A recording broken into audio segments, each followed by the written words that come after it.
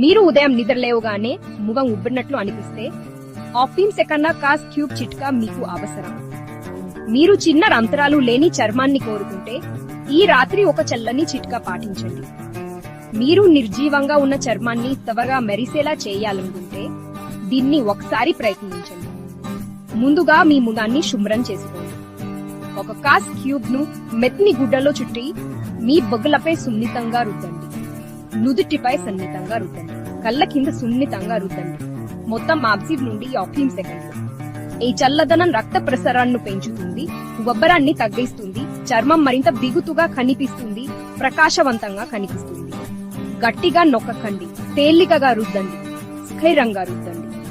చివరగా మీ సాధారణ మాయిశ్చరైజర్ తో ముగించండి, తద్వారా చర్మంలో తేమ నిలిచి ఉంటుంది. వారానికి కొన్ని రాత్రులు దీన్ని ప్రయత్నించండి మరియు ఆ మెరుపును చూడండి.